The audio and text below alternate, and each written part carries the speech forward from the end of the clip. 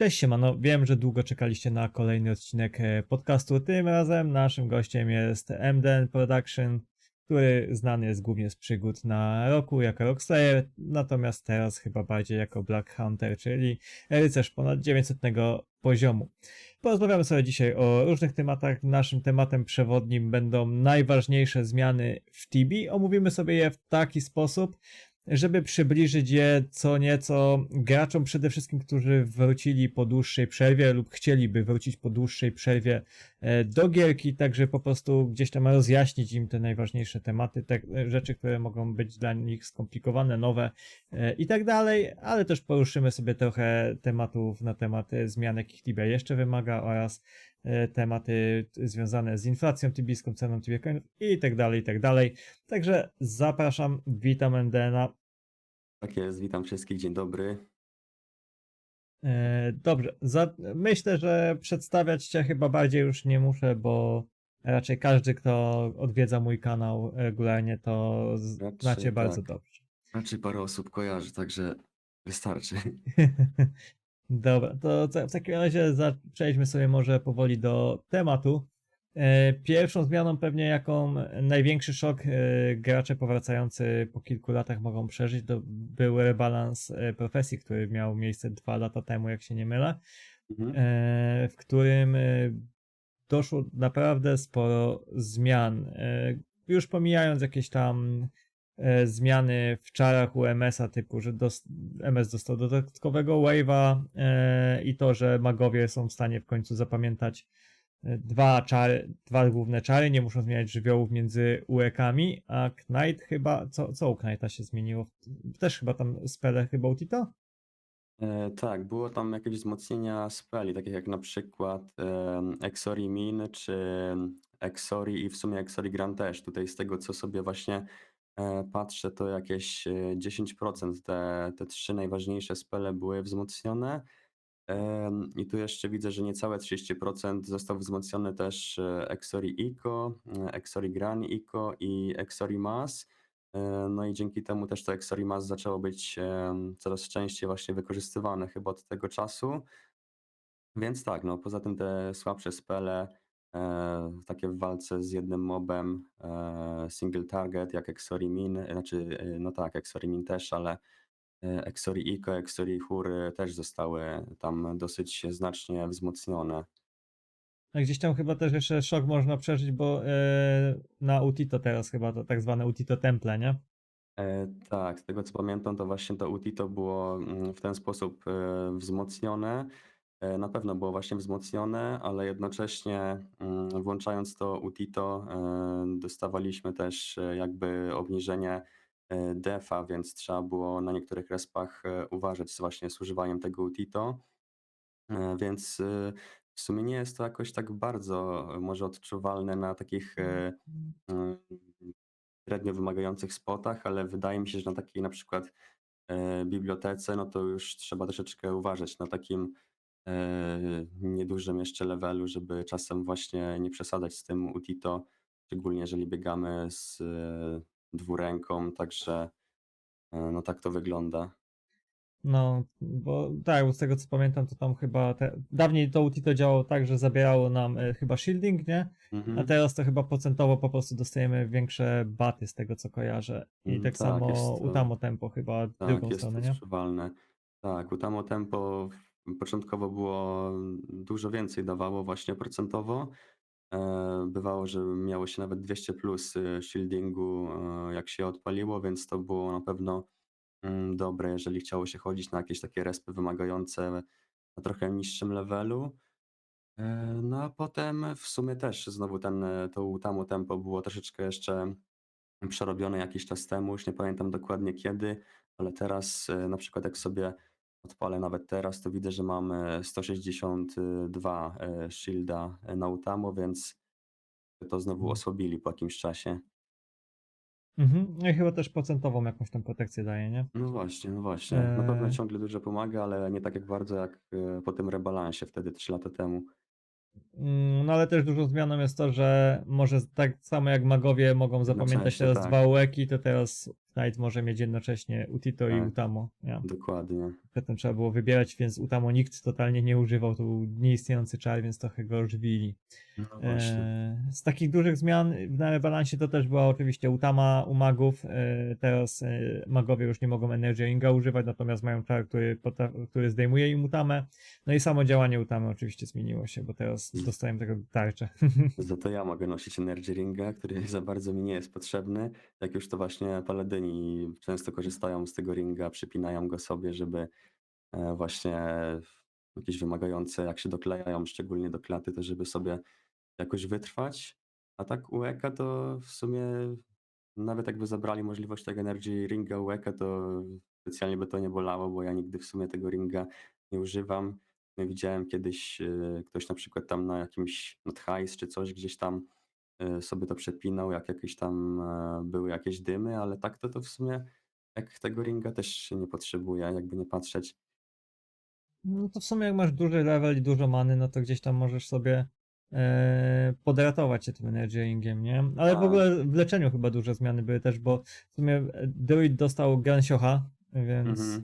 to oddaje, ale bo Knight dostał chyba coś tam 2 spele, nie? Tak, generalnie dostał Exure Medico, czyli takie właśnie lepsze leczenie, lepsza wersja Exury Eco. Pobiera w sumie 2 razy więcej many, no i jest tak właśnie mniej więcej 2 razy lepsza, więc no trzeba było właśnie takiego spela, ponieważ Ek no, coraz więcej HP zyskiwał z tymi naprawdę wysokimi levelami, więc taką Exurą Eco zwykłą, no to strasznie długo to zajmowało, żeby się właśnie wyleczył do fulla. Więc tak w solo gierce to bardzo się przydawał ten spell, ten nowy. No w sumie to tak naprawdę to dużo HP wiele nie dawało, bo i tak nie byłeś w stanie się leczyć, nie? No właśnie, właśnie. No i też w zeszłym roku mieliśmy tak jakby balans profesji V2, bo weszło koło umiejętności Wheel of Destiny, Mhm. w którym możemy sobie tam rozdysponować jakieś tam punkty, perki i zboostować powiedzmy jakiś tam typ umiejętności u każdej profesji. No u druida powiem szczerze, ja uważam, że czy u druida i u MS-a koło jest debilnie ułożone z Mhm. mojej perspektywy. Wzmacnia to, trudno powiedzieć, bo na mid levelu na pewno wzmacnia to postać, natomiast na high levelu nie wiem jak bardzo odczuwalne są teraz po wprowadzeniu koła nerfy, które były wcześniej. Natomiast Mhm. fajna opcja jest to, że możesz sobie gdzieś tam Masteresa obszar powiększyć, czy jakieś tam tego typu gadżety. No bo w sumie to tak naprawdę, jeśli chodzi o druida, o wygodę grania, żeby coś się zmieniło takiego naocznie odczuwalnego, no to tylko obszar Mastersa jest tak naprawdę odczuwalny i Mhm. oczywiście ten nowy UEK Twin Boost, bo on naprawdę bardzo dużo zmienia w gierce.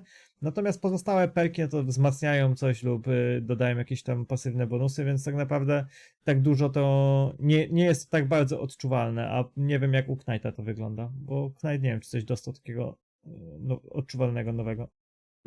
Jeżeli chodzi o koło Eka, to zacznijmy może od takich właśnie podstawowych wzmocnień, jak ulepszenie czarów typu Exori Gran, Exori Min.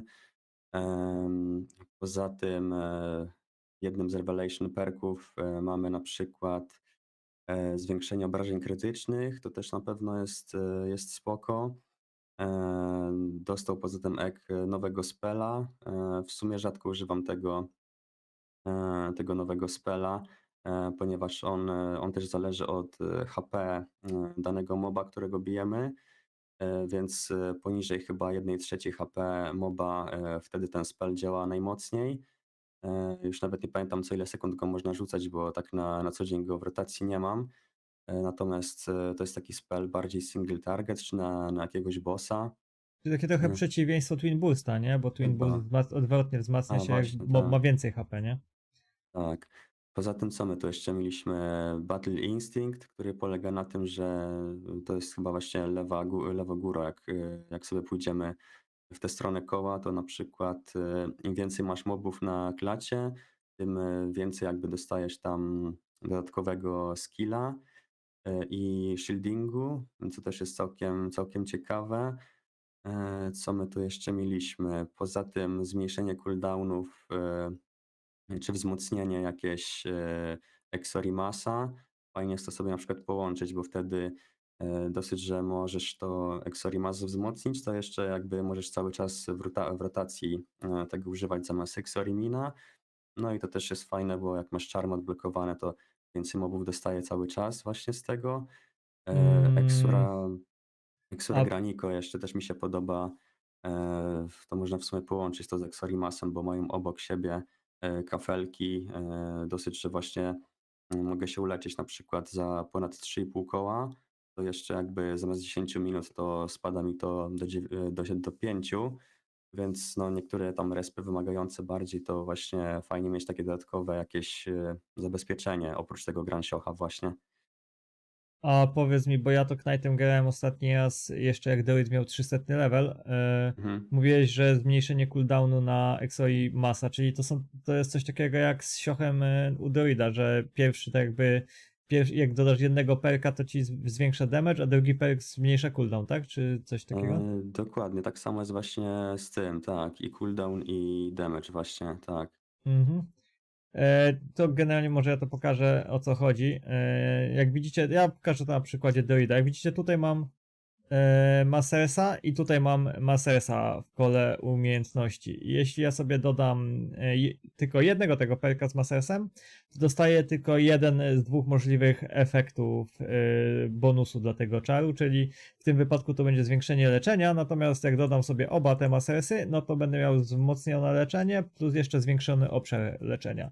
No a w przypadku niektórych czarów jest tak, że jeden perk zmniejszy, na przykład zwiększa efekt, czyli że czar jest mocniejszy, damage czy coś tam, a drugi zmniejsza cooldown, tak? Większość czarów, które możemy boostować za pomocą perków właśnie ma chyba wszystkie, które możemy boostować, mają dwa poziomy tak jakby ulepszenia Mhm. i jeden perk daje pierwszy poziom, drugi daje drugi, tak? Tak, poza tym I jeszcze tak. nie jest też zależne, którego perka tak jakby dodacie. Zawsze po prostu jeden perk daje pierwszy poziom do ulepszenia, drugi daje drugi poziom ulepszenia. Niezależnie czy którego dodacie jako pierwszego, a którego drugiego. Jeszcze co do Eka, to zwiększanie sobie ilości HP też na pewno pomaga na niższych levelach. No zawsze wiadomo, można tą miejscówkę jakąś zacząć wcześniej bić, trochę bezpieczniej jest. Jakieś dodawanie sobie kapa też na pewno jest spoko. No kwestia właśnie jak to sobie koło też dopasować. Na pewno trzeba troszeczkę pokombinować na początku, potestować, żeby znaleźć dla siebie właśnie takie odpowiednie na danego respa koło. A jeszcze co do tego gifta, to na pewno u Eka ten Gift of Life jest bardzo spoko, bo jednak No. no zazwyczaj moby właśnie nie zdejmą go aż tak szybko na hita, więc czasami ten gift może bardzo no, ocalić postać, ale słyszałem, że u magów właśnie to tak niekoniecznie pomaga, co nie? Ten Gift of Life. Wiesz co, ja mam różne doświadczenia. Generalnie, na Druidzie przede wszystkim Gift of Life'a ja praktycznie nie używam ze względu na to, że jest w kierunku koła, który mi za bardzo nic nie daje. No właśnie. I dlatego może gdzieś go za wiele nie używam. Natomiast no, na mniejszym magu to prawdopodobnie to leczenie z Gift of Life'a czasami może dać ci za mało HP, żebyś to i tak przeżył. No właśnie, tak. Nawet jak ktoś tam się wyratuje, to zaraz coś innego cię dobije, więc Tak. Także to takie, no, może uratować. No na Knightie na pewno to bardziej oddaje, bo rzadziej to się, tak jakby Knightem jest trudniej paść, nie? Więc jeśli już masz taką sytuację i że nie zdążysz zjeść potrawy, no to jest szansa, że cię gift tak, wyratuje. bo dosyć, że właśnie mam tam Exurę Graniko wzmocnioną, ty masz Granshocha co No, minutę, więc to jest mega. Nie sądziłem, że w ogóle co minutę będzie można tego Gransho nawet co używać. 50 sekund, jak na A, no perkach go właśnie, tak. ulepszysz.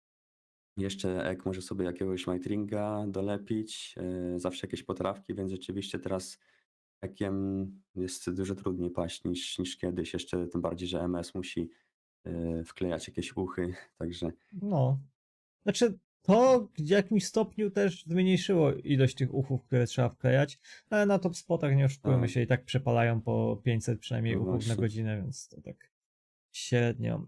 Generalnie, jeśli ktoś zastanawia się, jak ustawić sobie koło do swojej postaci, to u mnie na kanale na pewno jest dla Druida takie koło, filmik z takim kołem dostępny, z MS-em będzie niedługo dodany, a u ciebie chyba jest dla Knighta, nie? Tak, jest takie ogólne omówienie właśnie jak to działa. jakie tam są właśnie możliwości w tym kole, więc no też jak najbardziej jest taki filmik. Także jak ktoś nie wie, jak sobie koło umiejętności ustawić, no to zapraszamy na nasze kanały. Oczywiście MDN kanał też podlinkuję pod filmem, więc sobie wejdźcie i poszukajcie Wheel of Destiny. Myślę, że wszystkie wasze wątpliwości powinny zostać rozwiązane w tym Tak wypadku. jest. Z dużych zmian, poza balansem profesji, na pewno co było to imbuing, nie? Imbuing wydaje mi jest. się, że wywrócił tą grę do góry nogami jeszcze chyba bardziej niż balans profesji. Mhm. Bo chyba różnica w expie, sposobie expienia i gdzieś tam możliwościach dużo bardziej się zwiększyła. Możesz opowiedzieć, czym jest imbuing? Tak, imbuing no to są nasycenia, które właśnie możemy sobie wkładać, możemy sobie nasycać właśnie tymi imbuingami dane przedmioty. Właściwie wszystko oprócz legów, bo tak to, no w sumie bootsy to też raczej bardzo rzadko się zdarza, ale właśnie bronie, helmety, armory czy tarcze. No i znacznie tak właśnie te podstawowe 3 imbuingi jak obrażenia krytyczne, mana leech, life leech to są takie właśnie podstawy, które na każdym respie właściwie każdy, kto chociaż raz sobie zrobi imbu, to potem już nie będzie mu się dało grać bez tego. No Oj tak. tak, bo jednak to sprawia, że nosimy dzięki temu mniej na przykład, albo w ogóle nie musimy nosić jakichś potionów, tylko bardziej jako takie zabezpieczenie tam sobie je nosimy na większości takich mniej wymagających respów. No dzięki temu, że nosimy też mniej, spalamy mniej manasów, to też mamy więcej kapa dzięki temu, że mamy jakieś imbuingi na manę na przykład, więc to no, na pewno był duży game changer, można powiedzieć. No na pewno HP Leech u Knighta też bardzo dużo Tak, tak. jeszcze daje, nie? Szczerze na Druidzie uważam też dużo daje, bo dużo łatwiej się po prostu w tym huncie bije, kiedy masz life leecha, bo gdzieś tam dużo mniej musisz leczyć siebie, nie? Tak Mhm. naprawdę jak zapniesz utamę, rzucisz 2 spele, no to masz full HP w większości przypadków. Także to oddaje, nie? No i też trzeba pamiętać na pewno o imbuingach defensywnych, tak? Na odporności, Tak. które też na topowych spotach to jest w zasadzie bez tego nie wychodź z depo, nie?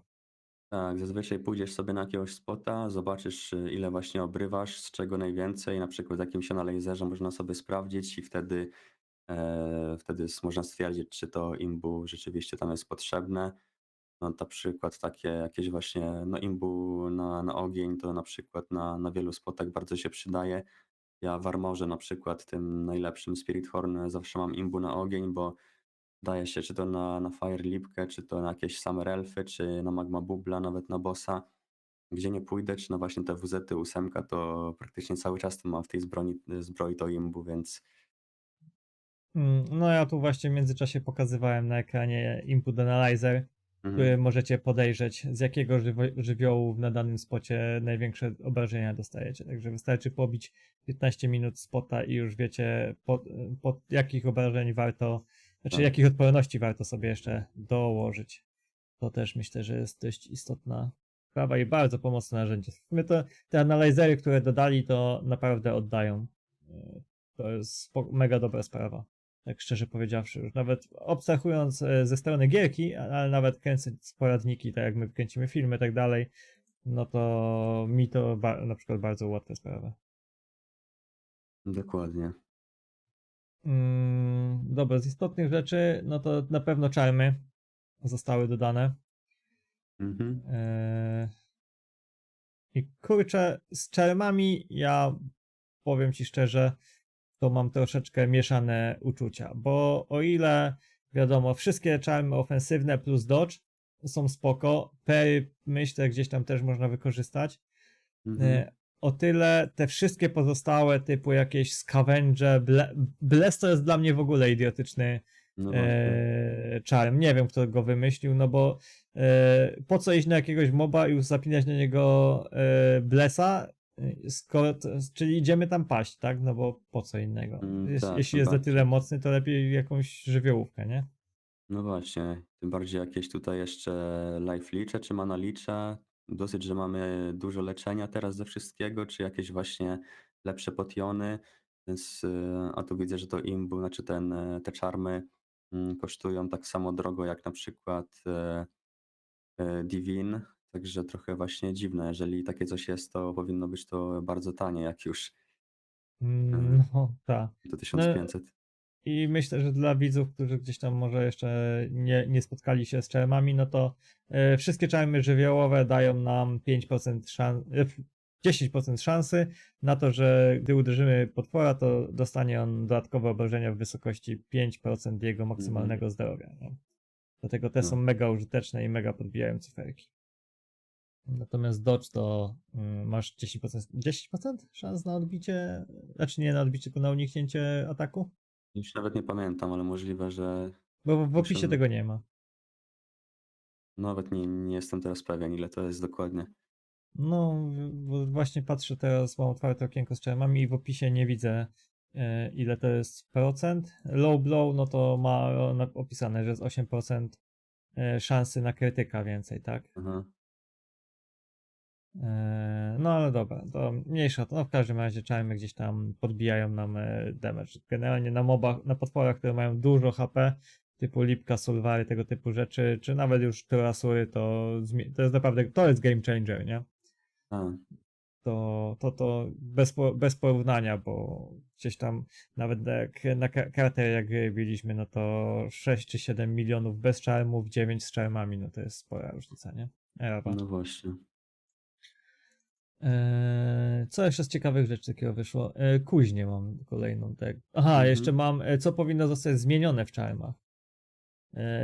Czy masz jakiś pomysł na to, jak można by to było rozwiązać? No bo są ludzie, którzy mają na przykład 17 czy 19 tysięcy charm pointów wbitych, a tak naprawdę ile trzeba? 9 tysięcy, żeby mieć wszystkie przydatne charmy? Chyba tak. W sumie jakoś tak bardziej się nie zastanawiałem nad tymi czarmami.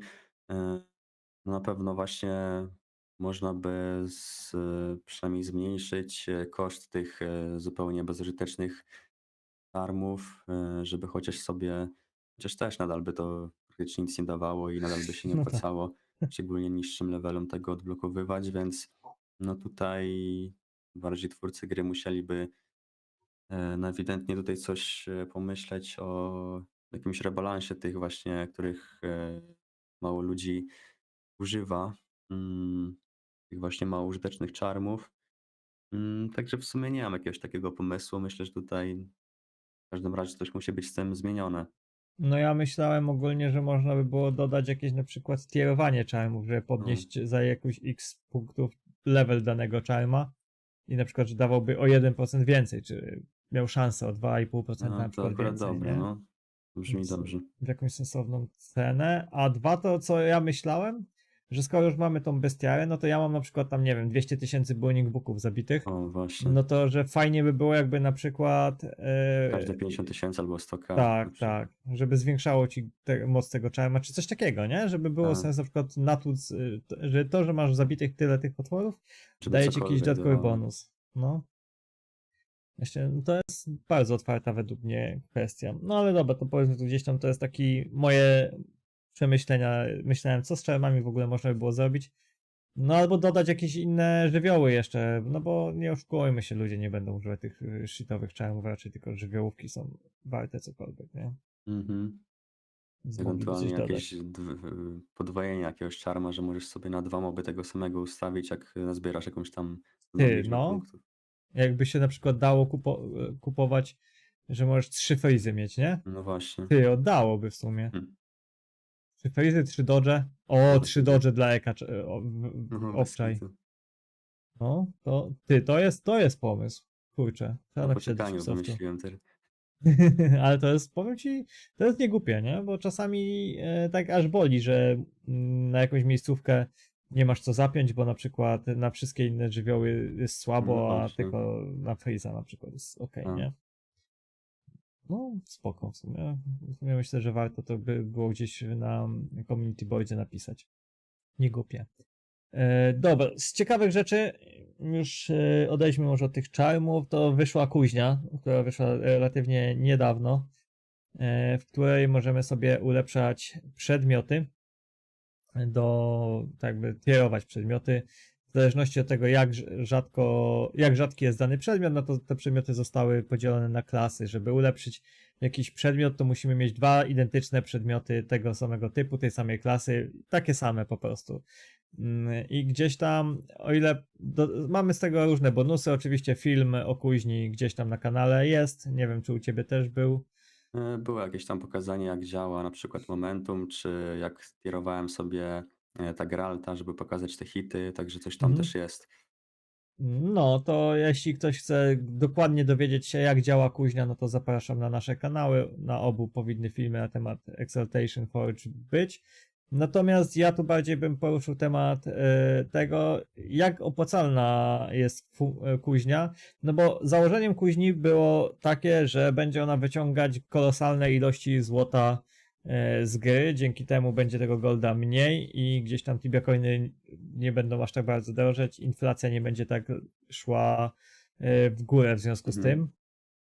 Natomiast wydaje mi się, że nie do końca to wyszło i to tak dla mnie to są takie 2 podstawowe powody, dlaczego tak jest. Pierwszy to jest taki, że jeśli już raz ktoś sobie zrobi jakiegoś dużego tiera, no to po prostu nie musi tego więcej robić, nie? Mhm. A drugi to jest taki, że jest to tak absurdalnie drogie, że większość ludzi doszła do wniosku, że albo w ogóle się im nie opłaca tego robić, bo wolą tą kasę, tak jak ja na przykład, ja wolę przepalić tą kasę na boosty, albo po prostu albo kurczę, wypadło mi teraz z głowy. Level czy jakieś skille. Tak, no tak, M-level czy skille. Albo po prostu dochodzą do pewnego tiera, no bo tak naprawdę najbardziej opłacalny to jest chyba 3. tier, mniej więcej, jeszcze z w miarę w rozsądnych pieniądzach do zrobienia i na tym pozostają, nie? E, Tak, ja myślę, że ja w sumie z itemów, które tirowałem, no to były jakieś tańsze, których właśnie są bardzo dobrze dostępne na markecie i też bardziej w formie testu sobie zrobiłem te tiery, jak na przykład w Terra Helmecie, z tego względu, że chciałem zobaczyć właśnie jak to Momentum pomaga na expie.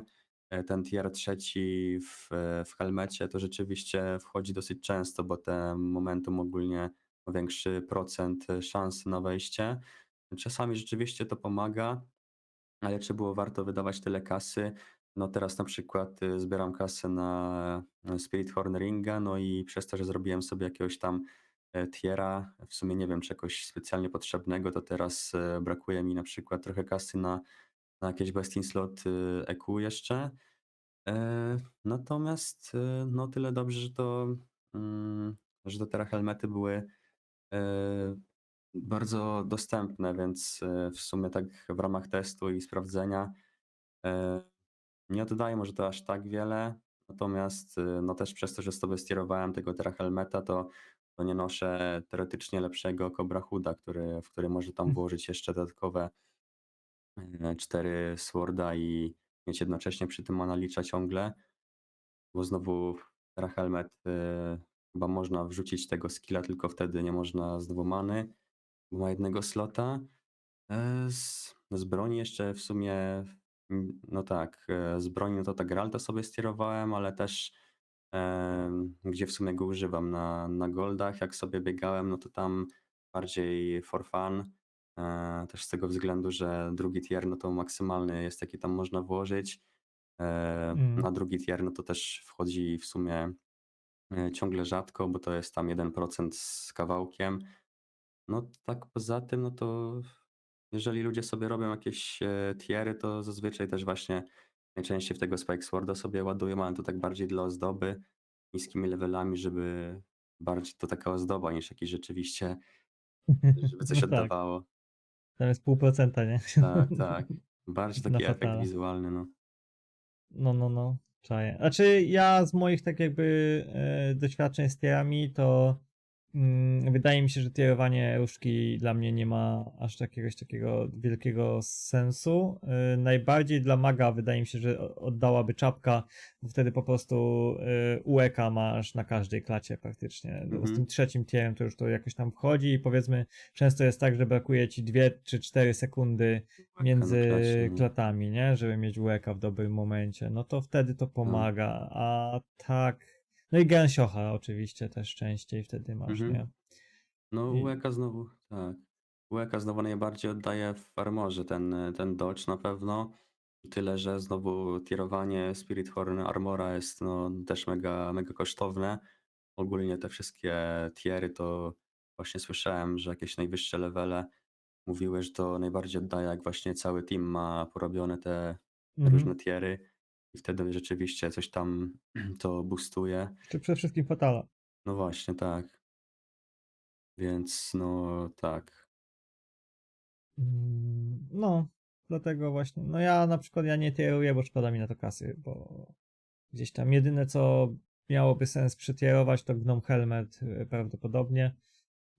Natomiast jakoś specjalnie też życia mojego by to raczej nie zmieniło. O ile No, jeszcze na Energy Lipce może tak, bo tam faktycznie brakuje czasami 2 sekund cooldownu. O tyle gdzieś tam na kraterze już niespecjalnie, bo tam się łeka mało na przykład używa.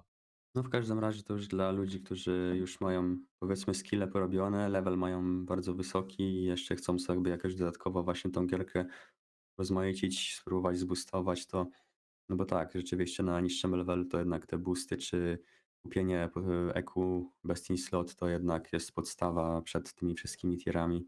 No, dokładnie. Dobra. I co jeszcze się zmieniło w ostatnich latach na pewno w TB, to weszło bardzo dużo ekwipunku, nie? Ale Mhm. nawet już abstrahując od wymieniania ekwipunku tutaj po kolei, bo to też w naszych filmach gdzieś tam się przewija, to bardziej wydaje mi się istotne jest przestawienie się na model, że odporności to wszystko. Odporności i imbus sloty powiedzmy, to są dwa Mhm. takie faktory, które mówią o tym, czy dany ekwipunek jest dobry, czy nie jest dobry, nie? Wydaje mi się, że to jest bardzo taka jakby duża zmiana, no bo kiedyś w TB mieliśmy ilość armora i to było wszystko, nie? Natomiast Mhm. teraz każdy ekwipunek ma jakąś tam procentową odporność od różnych żywiołów, z których dostajemy obrażenia. No i, i do tego imbu sloty w połączeniu z imbu, no to te odporności już robią się dość spore, nie? Tak, właśnie imbusloty w broniach, na przykład to, że właśnie te soulowe bronie z lodu, te dwuręczne, no to właśnie mają 3 sloty, no to na pewno jest, to też sprawia, że właśnie są takie drogie, bo dosyć, że właśnie mają wzmocnionego tego kryta, to jeszcze właśnie mają te 3 sloty, więc cały czas mamy, możemy tam właśnie włożyć kryta, manę, HP. No tak, na niektórych respach to nawet ten trzeci slot, na przykładzie Falcon Longsworda i tego Destruction właśnie dwuręcznego, no to mimo tego, że Falcon jest lepszy, no to nieraz właśnie się i tak zakłada na detekach na inku tego właśnie Destruction ze względu na to, że tam jest mana bardzo potrzebna. Rączki tam wysysają mnóstwo many, więc mimo to, że Falcon jest mocniejszy, to no nie ma tego drugiego tego Mhm. trzeciego slota, więc no, to trzeba właśnie kalkulować i zależy od miejscówki. No to samo to jak ważne są sloty, to mówi to, że jednym z najlepszych armorów jest Elven Mail, który kosztuje 1 czy 2 No kk właśnie. i w momencie kiedy masz pierdyliard zbroi o różnych właściwościach, to magowie na topowych respach używają Elven Maila za 2 Mm, kk, bo ma 3 tak. sloty, nie? A nie ma No Magic tak. Levela. Też mi się właśnie zdarzało na Energy Lipce zakładać tego Elven Maila, mimo że są lepsze armory dla Eka, więc no tak. No, także to myślę, że to dość mocno obrazuje całość tutaj sytuacji. Co się zmieniło jeszcze w porównaniu z poprzednimi latami? No to ukierunkowanie gdzieś tam gierki na Team Hunty, tak? Bo jeśli Mm, chcemy szybko progresować, no to raczej powinniśmy szukać Team Huntu ze względu na bonus expa i na różnorodność miejscówek, na których możemy expić i profitować. Jakby balans może expa między profitem najlepszy jest na miejscówkach Team Huntowych, nie? tak jest. Bo wydaje mi się, że solo to, no Knight to, zwłaszcza Knight czy Paladin, to mają masę miejscówek, gdzie mogą czy solo profitować, czy solo expić. Mhm. Tak, no wybór tych spotów dla EK czy RPK jest całkiem spory. No natomiast każda profesja w sumie zawsze będzie miała znacznie gorzej solo, więc rzeczywiście, no jeżeli nie ma się teamu teraz w tej gierce, to no to widać właśnie po cyfrach. Jak się popatrzy właśnie na graczy, jak szybko właśnie zyskują teraz levele, jak szybko wbijają tysięczny. A jeżeli ktoś właśnie gra solo, no to owszem, no regularnie też zdobędzie jakiś wysoki level, ale to zajmie mu no z 2-3 razy dłużej i no namęczy się po prostu więcej. Także no tak Na to teraz pewno. wygląda. Znaczy no, tam może Paladyn jest w miarę jeszcze uprzywilejowany, bo jest w miarę w stanie robić w miarę dużo expa i jednocześnie w miarę dużo profitu. Nie? Mhm. No na magu nie wiem, ja osobiście no to jak gdzieś jest profit, to jest totalnie marny exp. Powiedzmy topowy exp jaki solo magiem gdzieś tam można, MS-em może więcej, bo MS-em masz to jednak flimsy Veno, Mhm. gdzie kręci się fajne cyfry, natomiast Druidem to nie wiem, czy gdzieś jest taka dobra miejscówka. I Savi może. Pod A, no tak. expa, gdzie nadal ile tam zrobisz? 7 baniek rawa na godzinę, gdzie w byle jakiej miejscówce dla Team Huntu zrobisz 8 w górę, nie? 8, 9, 10, 11, no. No Więc właśnie. przełożenie jest na podobnym levelu, oczywiście mówię, wiadomo, że gdzieś tam im mniejszy level, no to zrobisz mniej, im większy to więcej, no ale gdzieś tam na podobnym przedziale levelowym, no to jest jakieś 40%, myślę, że więcej, do 50 się wbija w Team Huncie niż solo, nie? Tak, czasami nawet tak na przykładzie barsterów, tam na spektrach, jak mimo, że paladyn tam nic nie robi, to i tak się go bierze nieraz tam, szczególnie w trójkę. Nie pamiętam jakie tam było porównanie w duo, a w Orwoku, ale no nieraz się tam go bierze po prostu, żeby podbijał expa, mimo że tam No. damage'a praktycznie nie robi, więc I zbierał lota. no właśnie, tak, No tak było, pamiętam czasy katedry, kiedy tak jest. biegło się tylko do przodu, a biedny paladyn tuptał z tyłu i głównie to zbierał lota i No gdzieś tam właśnie, no ale tupciał z tego Massana. teraz przynajmniej może klikać na moby, a nie to co kiedyś, że tam otwierał baga i Tak, tak. O, kurczę, no to jest coś. Dobrze, że wspomniałeś, bo ja o tym a, nie pamiętałem, że przecież quick loading się zmienił. A no nie, nawet właśnie. mamy zapisane z tego co Już widzę nawet quick nie loading. pamiętam kiedy to było, ale już dawno, dawno. No, znaczy 3 lata temu go chyba poszerzyli, albo 2, że całego staka zbiera, nie? Wcześniej było Mhm. tylko zbierał z tego na A, górze. tak. A ten zwykły quick looting to nie wiem, 2.16, 17, coś takiego mi się kojarzy, ale nie pamiętam dokładnie. Może tak być w sumie, no. Kurczę. Ale to, znaczy dla magów na przykład wprowadzenie quick loadingu tego, który jest w tej chwili, bardzo dużo zmieniło, bo Mhm. tak, wiesz, jak bijesz biegając, no to te ciała się mimo wszystko stakowały ze sobą i gdzieś tam ja na same elfach, to mi prawie o drugie tyle podniosło profit na godzinę, kiedy wprowadzili, jednocześnie expa jeszcze nie O, podniosło, kiedy wprowadzili quick loading, nie? Bo no właśnie. łatwiej mi lota było podnosić. Ale to gdzieś tam abstrahując od tego, znaczy ja w ogóle uważam, że quick loading powinni zmienić, bo na OTS-ach już jest tak, że quick loading działa w ten sposób, że wpada ci od razu lot do backpacka, który tam sobie Mhm. zaznaczysz, nie? No Ja tak, no tak. uważam, że też powinni to dodać. Coś na pewno mogliby z tym zrobić, bo on właśnie przez to zbieranie lotu takie powolne, to traci się właśnie expa na tych najlepszych miejscówkach, gdy właśnie wszyscy są skupieni na cyferkach, więc no tak, no tutaj rzeczywiście jak albo w tym momencie właśnie wszyscy muszą bardziej pomagać z tym zbieraniem i na tym też, jeżeli wolniej się zbiera lutę, no to właśnie traci na tym exp na godzinę, więc no tak, No, a na magu to w ogóle dramat, nie? no właśnie, moby na Jak całym, solo, nie? Po Rywocu to chyba tak aż nie boli, ale na solo magu to tak, jest bo moby po tragedia. całym ekranie się rozsypują i musisz zbierać. Bardzo dużo się traci na zbieraniu. No, to jest coś, co ja uważam, że powinni następne wprowadzić i przynajmniej zakończy się dyskusja na temat tego, czy zbieraczka jest spoko, czy nie jest spoko. No właśnie. Mm. Co jeszcze?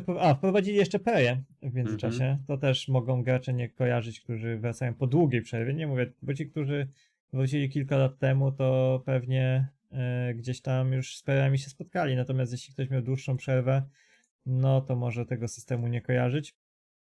Teraz pokazuję to na ekranie, że generalnie macie takie coś, to się nazywa błogosławieństwo chyba, nie? Tak po naszemu. Coś E, takiego. I Chociaż co, błogosławieństwo to chyba blesy znowu. no może, no w każdym razie co 20 godzin możecie sobie za darmo przelosować potworki z puli i macie różne rodzaje bonusów. Możecie więcej obrażeń w tego potworka, którego sobie tutaj wybierzecie, zadawać, albo możecie dostawać od niego mniej obrażeń, albo dostawać za niego więcej expa lub więcej lota, także to jest taki dodatkowy bonus. Na high levelu to jest używane bardzo dużo, i nawet palone karteczki, żeby utrzymywać te pery cały czas te same mopki, natomiast na low levelu raczej to tylko się używa to, co się wylosuje, nie? Jak się trudne No, wylosowało, no to przykro. no właśnie. Nie wiem, czy na temat perów jest sens się jeszcze coś więcej rozwodzić, jest to raczej obvious, no, bardziej wspomnienie. O!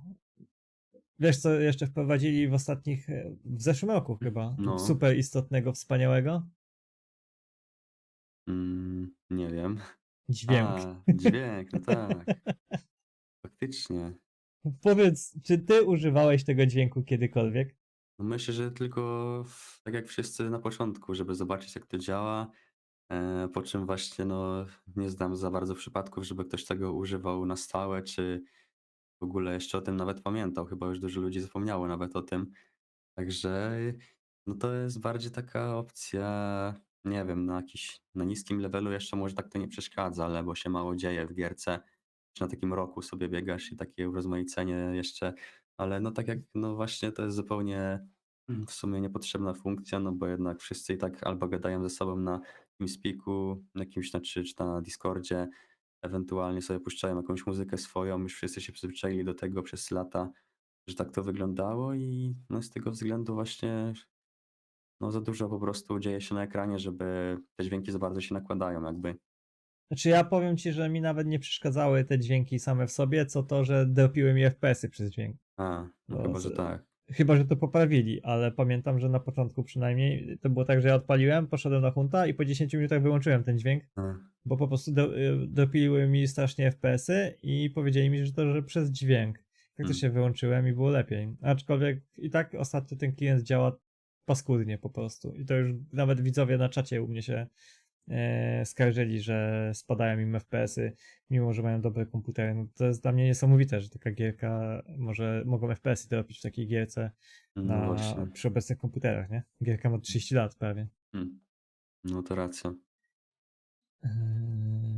No, także to uważam, że to najmniej istotna zmiana, tak humorystycznie bardziej. Myślałem, żeby o niej wspomnieć, bo mało kto chyba tego dźwięku używa tak naprawdę. No tak. Dobra, został nam chyba jeszcze do obgadania tak naprawdę temat, jakie zmiany by się przydały w TB obecnie. Bo akurat zbliża się Summer Update, no to w zasadzie przy okazji wpada rocznica prawie od pierwszego podcastu, który był z Havokiem, no to raz na rok jak Raz na pies rok można strzelił. zrobić, no. Dokładnie. Także z tego co ja mam wynotowane, no to na pewno jakiś spalacz golda z gierki, żeby jednak tą inflację trochę przyhamować i trochę i gdzieś tam trochę obniżyć cenę coinów. Nie wiem, czy ty masz jakieś pomysły na co można byłoby wprowadzić ciekawego, żeby tego golda trochę jednak z gierki wyprowadzać. W sumie jakoś specjalnie nad tym się nie zastanawiałem. Zawsze wydawało mi się, że czy to właśnie ta kuźnia, czy to jakieś golden outfity, czy możliwość skillowania właśnie za te weapony specjalne, które można też kupować za GP. Zawsze wydawało mi się, że to jest takie wystarczające, no ale widzę, że cały czas tutaj no też nie każdy właśnie z tej kuźni korzysta. e, Ze względu właśnie na te gigantyczne kwoty już na tych coraz większych tierach. W Nie mam sumie ze skillowaniem pojęcia. jest podobny problem, nie? Bo już Mhm. powyżej tam 125 powiedzmy skilla, to też to już są jakieś zawrotne kwoty, Mhm. żeby tego skilla podbić. A jak sprawdzałem, Tak. to żeby wbić 130 magic level w tej chwili, żeby mieć na stronie, no to musiałbym jakieś 800 kk przepalić na na weekendach dubla, nie? No tak, to też jest rzeczywiście no tak, bo nawet te najwyższe levele, które już zarabiałem pełno golda z expa, no to też mogą się zastanawiać właśnie, czy zrobić jakiegoś tiera, czy sobie właśnie dalej skillować. Więc my nie zastanawiałem się nad tym, jak pod względem właśnie takiego spalania golda można by to usprawnić. Może coś, jakaś zmiana w kuźni. Obniżenie cen, żeby było to bardziej powszechne, więcej osób przepalało? Być może, natomiast też nie, ciężko mi powiedzieć w sumie, jakby to się, czy to by coś dało. Ja to myślałem, znaczy według mnie ogólnie to powinno być coś, co będziesz chciał używać cały czas. Bo kuźnia ma ten minus, że jeśli zrobisz sobie tiera, to już go nie potrzebujesz znowu Mhm. robić, nie? Natomiast tu pasowałoby coś, co by przepalało golda non-stop za każdym razem, powiedzmy, jak idziesz na hunta. Tak jak na przykład imbuing. Tylko imbuing to jakieś tam śladowe ilości, nie? Mhm. Ale na przykład gdyby dodali dodatkowe 25% boosta za powiedzmy 2kk na przykład, Na przykład. na przykład 2kk, potem 4kk, potem 6kk, nie? Wiadomo, że pewnie nie wszyscy nadal by to odpalali, natomiast na pewno gdzieś tam topka Topka. plus Mhm. gdzieś tam topka przepalałaby więcej golda, a nie już tylko tibia coiny, nie? A, Albo no ci, jest którzy takie chcą szybko expić. rozwiązanie. To jest gdzieś tam, wiesz, no albo coś innego, co po prostu podniesie cyferki i będzie na bieżąco wyciągać golda, nie? A nie, że raz sobie Mhm. to kupisz i z głowy. No bo nie Ewentualnie oszukujmy się. znerfić wszystkie respy pod względem luta, albo jeszcze więcej double lootów dawać. No to mamy teraz na bieżąco, nie? Nerfy i double lota na zmianę. Nie wiem, czy chcą nas. Najpierw chcą wkurzyć ludzi, żeby mniej zarabiali, a potem, żeby zasypać serwery tak goldem, żeby nie wiedzieli już, co z A, tym hajsem robić chyba. teraz jeszcze połączone double X z lutem i nie wiadomo właśnie na czym tu się skupić. Znaczy, tylko to jest z drugiej strony pytanie, takie podejście, kogo premiuje, a kogo karze, bo na pewno premiuje tych, którzy preferują sobie poświęcić jeden weekend, przytryhardować mega, natomiast na co dzień mają w nosie, nie? No właśnie. A na pewno karze tych, którzy na co dzień po prostu grają i nie chcą poświęcać nigdy więcej niż powiedzmy godzinkę czy 2 godzinki, taki tacy To typowi racja. casualowcy, nie? To oni są karani według mnie w ten sposób. No tak, bo oni Bo mają jakieś, no grają sobie po te 3 godziny powiedzmy, a tak to, no to, no no, tak, 3 wtedy to godziny to się, już chyba nie casualowiec. no ale powiedzmy na te czasy, no to jak ludzie właśnie mają teamy, to, no ale chodzi właśnie mi o to, może nie casualowcy, tylko właśnie ci, którzy grają na co dzień, to tak właśnie spalają sobie te 3 godzinki, na właśnie na takim evencie to się tak wyrównuje, że każdy chce jak najwięcej właśnie wyciągnąć i, no tak. No, natomiast jak ktoś właśnie gra sobie casualowo i expi codziennie po godzinkę czy coś, no to w niego to uderzy, nie? Bo w tych, którzy codziennie biją po 8 godzin, tym bardziej to uderzy, no nie oszukujmy się, Mhm. no ale takich, co w tygodniu normalnie mają w nosie, a wracają tylko na eventy, no to ci gdzieś tam na pewno na tym zbenefitują, nie? Mhm. Chociaż z drugiej strony, kurczę, to jest chyba też jakiś sposób przyciągnięcia ludzi, bo idzie lato, no to każdy event na pewno będzie odpływ teraz ludzi z gierki, no to każdy event Mhm. spowoduje, że troszeczkę ich wróci, nie? Tak, tak samo jak robią na święta właśnie, czy to Wielkanoc, czy właśnie Boże Narodzenie, jakieś eventy, żeby właśnie ludzie, nawet jeżeli nie poekspią cały dzień, to chociaż spalą jakieś różdżki, czy właśnie mimo wszystko będą chcieli szukać jakiegoś teamu na chociaż te 2-3 godzinki, spalić staminę, by właśnie No ludzie tak. grali. A ja widzę, że ty jakieś kody do Tibi masz, bo stoisz w GH, cały czas expa wbijasz. A, no tak, dostałem jakiegoś expa, chyba dlatego, że wybijałem jakiegoś respa i nie dobiłem czegoś. Albo też chodzi się z tym Spirit Horn Armorem, on ma ten Damage Reflection i A, potem no jak dostaje expa. przebiegasz, A, przebiegam, nie zdajemy i dostaje expa potem. spoko. Dobra, to ze zmian to myślę, że na szybko to jeszcze co? Na pewno rebalans expowisk, choćby to, Dokładnie. żeby Soulwary zrobili, żeby wszędzie się dało expić, Gdomperoma, żeby przywrócili, że się dało expić. Nie wiem, według mnie powinien jakiegoś, to mówiliśmy z Havokiem już rok temu i nic się nie zmieniło, czyli Mhm. Feru. Ferusile. Seale przywrócić, żeby to było grywalne poza Wayem i Puminem dla solo paladynów topowych. No i nie wiem, no pewnie jest jeszcze więcej takich respów, które gdzieś tam A, wymagają jeżeli balansu. chodzi o Solvara, to osobiście nie miałem tam za dużych doświadczeń, żeby tak porównywać, ale właśnie z tego co widzę, no to tam jest jakby no większe ryzyko, a mimo wszystko cyferki są mniejsze. Szczególnie właśnie na takich no coś koło 1000 levela, co nie?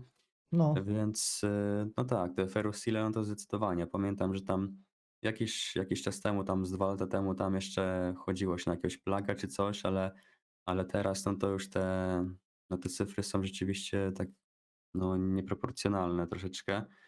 Mimo wszystko, no takie respy jak na przykład goldy, no to tam też moim zdaniem troszeczkę powinien być zwiększony exp, chociaż to było chyba już nerfione.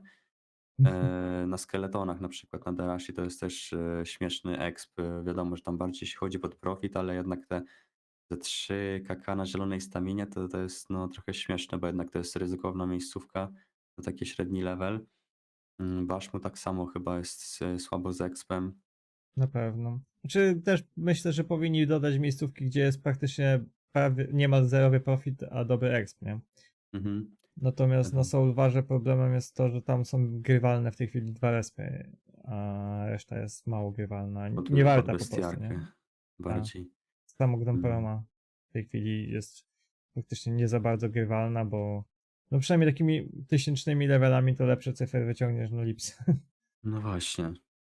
Poza tym mogliby jakieś właśnie respy, albo dodać jakieś nowe respy solo dla magów, czy właśnie dla wszystkich profesji, ewentualnie właśnie zwiększyć exp na tych, które już są, Albo żeby jakiś też substytut lipki. coś na przykład, żeby ludzie też, którzy bardziej grają solo, czy nie mogą znaleźć teamu, żeby nie było aż takiej przepaści właśnie między grą w teamie a solo. Może coś No, takiego. sądzę, że w tym kierunku raczej nie pójdą, ale jakaś alternatywa dla biblioteki na przedział 700 000 by się przydała, No myślę. to też prawda.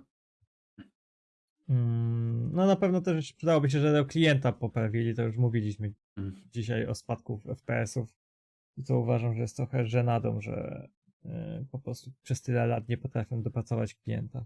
No właśnie, czasem jakieś błędy też nieraz, no widziałem, że to by się zdarzały, że przez to właśnie, no w przypadku druida, no to już potem ciężko druidowi pomóc właśnie.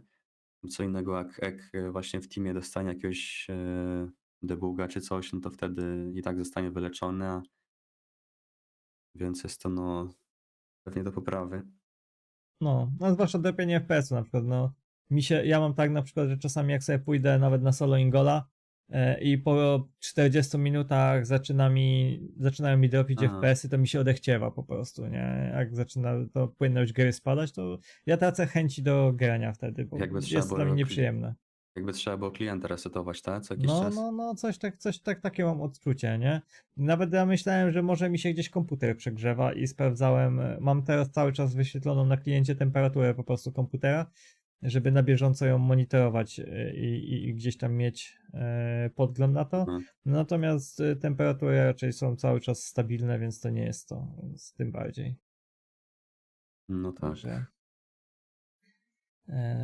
dobra, myślę, że tak more or less przeszliśmy chyba przez wszystkie tematy. Z tego co patrzę, mamy ponad 50 minut już. Tak, ewentualnie to jeszcze sobie zapisałem właśnie takie moje jakieś stare pomysły albo takie rzeczy, które właśnie gdzieś tam zobaczyłem na jakichś forach.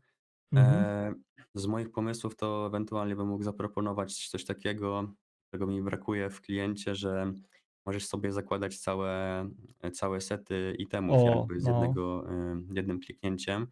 Bo na przykład denerwuje mnie to, że idę na tego bossa czy na takiego respa i no to przebiegam zgadzam znowu na się. kolejnego bossa i muszę znowu zdejmować te itemy, wiesz, klikać pojedynczo i mogliby zrobić takie presety właśnie EQ Zgadzam się. całego. Jeszcze z presetów to presety koła umiejętności też wiem, Mało że tego. tak. Uważam, że mogliby dodać, że jeden preset dostajesz za to, że masz paca, a za każdy następny ileś tam kaka musisz zapłacić. I to też No by na już przykład, wyssało trochę golda, nie? no Wiadomo, że to właśnie. jednorazowa akcja wysysania golda, ale powiedzmy jakby była nieograniczona ilość tych presetów, żeby każdy mógł na przykład kupować tak długo, jak będzie potrzebował więcej, no to że mógł sobie dokupować. Tak samo presety dookoła powinny być według mnie. Mhm. Co jeszcze? Może jeżeli chodzi o bostiarę, to na przykład jak są takie bossy jak Feru, Gazbaran i tak dalej, wiadomo, te bossy spadają tak szybko.